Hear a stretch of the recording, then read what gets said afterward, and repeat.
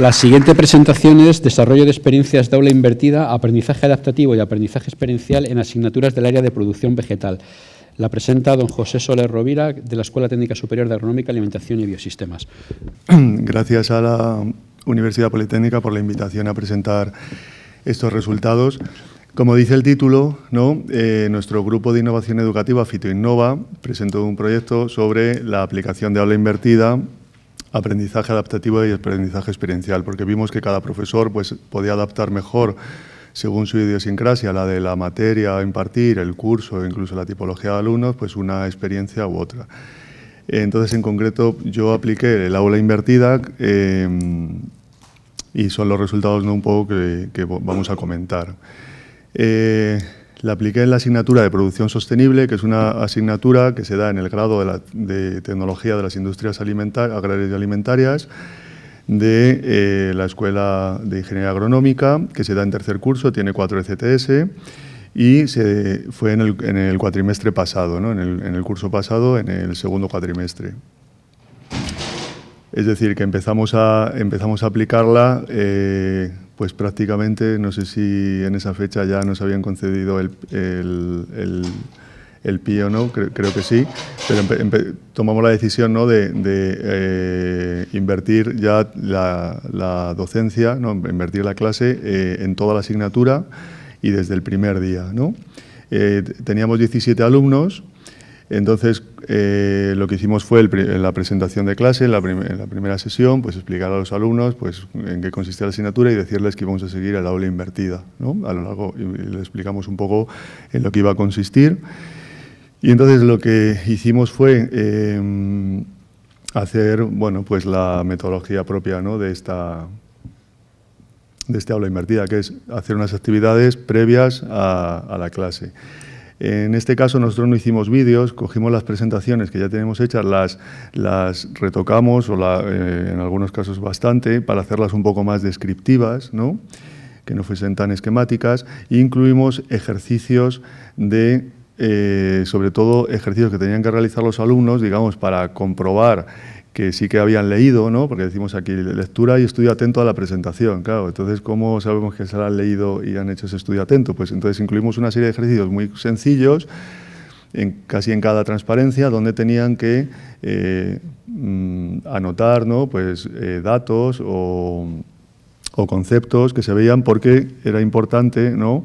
Establecer en esa primera actividad, llegar a los niveles objetivos de niveles de bajo orden, ¿no? De comprensión y conocimiento.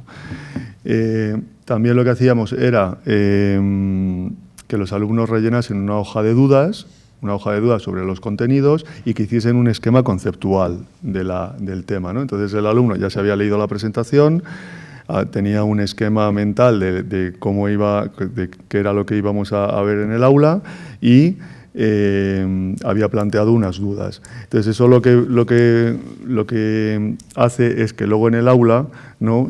podamos desarrollar otras actividades que sean mucho más activas y que sean de más alto orden, ¿no?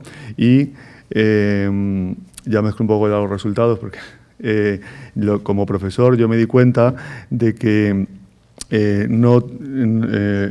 esta metodología lo que hace es que no tienes que ser tan prolijo ni tienes que explicar todo, absolutamente todo, sino como los alumnos ya lo han leído, pues entonces te puedes centrar en lo que he puesto yo aquí, como digamos conceptos nucleares, ¿no? En repasar mediante clase magistral esos conceptos nucleares, y además también me di cuenta que el alumno no solamente aprende lo que tú le dices, sino como también le haces que lea otros textos y que consulte muchos datos en Internet, aunque sean a nivel de dato sencillo, maneja, ¿no? otra información, y entonces yo me di cuenta como que la asignatura estaba más viva y era mucho más, se ampliaba más allá de lo que le contabas tú en clase, ¿no? Porque muchas veces parece que en la sesión magistral.